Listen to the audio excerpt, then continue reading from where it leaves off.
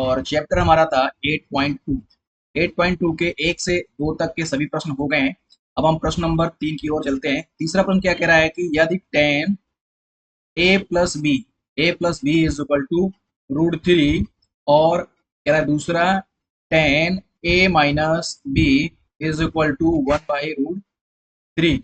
साथ में क्या कह रहा है कि यदि ए जो है वो न्यून कोण है या यूं कहें कि 0 से कम है और plus B is smaller than 90 degree, A always is greater than B, A जो है वो बी से कैसा है, बड़ा है, तो हमारा ए और बी का मान ज्ञात करना है।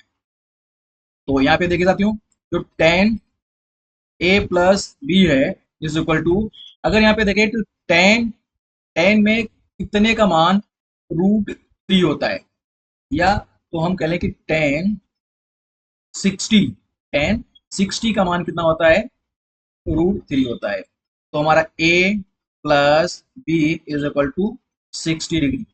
ये समीकरण नंबर हमारी हो गई एक। दूसरी निकालने के लिए tan, यहाँ पे tan a-b is equal to 1/√3, 1/√3 रहेगा साथियों।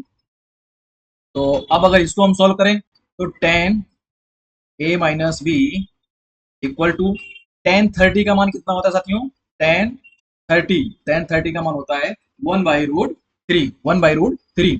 तो यहाँ पे क्या हो जाएगा, a-b इज इक्वल टू 30। ये समीकरण नंबर 2 हो गए। अब समीकरण 1 व 2 से, एक क्या है, a plus B is equal to 60 degree और दूसरी क्या है, a-b is equal to 30 degree. इसको अगर सॉल्व करेंगे तो क्या हो जाएगा, ये कैंसिल हो जाएगा। 2a is equal to 90, a is equal to क्या रहेगा, 45। a बराबर कितना निकल के आएगा, 45। अगर अब हम b के लिए, b के मान के लिए a का मान समीकरण 1 या 2 में किसी एक में रख सकते हैं। तो a का मान कितना है साथियों, a प्लस बी, समीकरण नंबर क्या है, a plus B is equal to 60, a का मान 45, b is equal to 60, b बराबर निकल के आएगा 60 माइनस 45 और यहाँ पे कितना आएगा, 15 डिग्री। तो इस प्रकार से हम कह सकते हैं जो a का मान निकल के आया वो निकल के आया 45 डिग्री और b का मान कितना निकल के आया, 15 डिग्री। यहाँ पे प्रश्न में सबसे पहले क्या कहा था कि a इज ग्रेटर देन, यहाँ पे a is greater then b, तो a जो बड़ा है इससे 15 मतलब 45। तो इस प्रकार से साथियों ये पहला क्वेश्चन आपका सॉल्व होता है और आप लोग इसका स्क्रीनशॉट भी ले सकते हैं। तो स्क्रीनशॉट लेके इसको आप सॉल्व कर सकते हैं। अब हमारा प्रश्न नंबर अगला है। तो साथियों चलते हैं चौथे प्रश्न की ओर। चौथा प्रश्न क्या कह रहा है, बताइए निम्नलिखित में कौन सा सत्य और कौन सा असत्य है, कारण सहित पुष्ट कीजिए। कारण सहित पुष्ट करना है।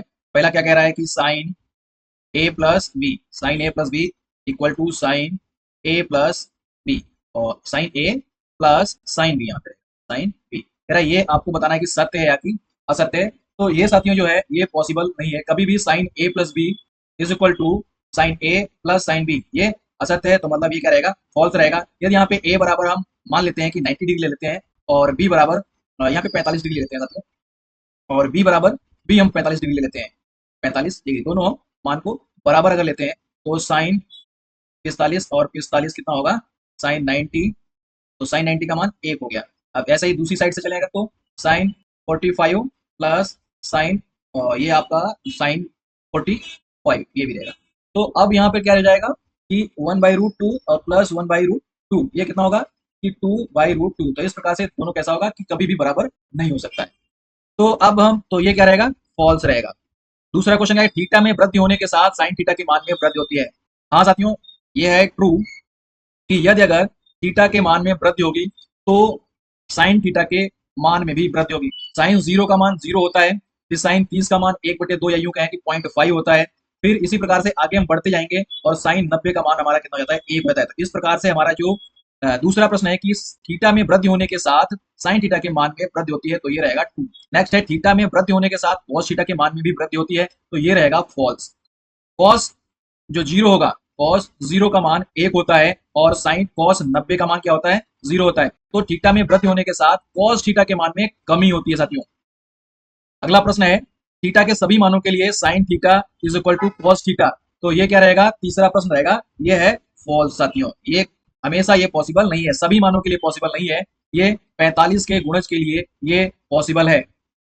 जो अगर यहाँ पे sine 45 is equal to cos 45 रहेगा तो ये बराबर रहेगा। इसके अलावा सभी मानों के लिए यहाँ पे जो लिखा हुआ है सभी मान, तो इसकी वजह से ये रहेगा फॉल्स।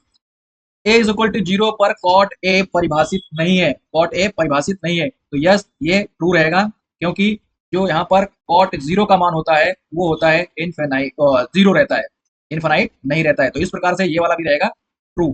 ठीक है, तो साथियों इस प्रकार से जो हमारे 8.2 एक्सरसाइज थी वो पूरी होती है। और यदि आप लोग अभी तक हमारे चैनल से नहीं जुड़े हैं तो प्लीज चैनल को सब्सक्राइब करें और बेल आइकन को प्रेस करें और अपने साथियों के साथ इस सेशन को जरूर साझा करें। वीडियो को देखने के लिए बहुत बहुत धन्यवाद। जय हिंद, जय भारत, वंदे मातरम।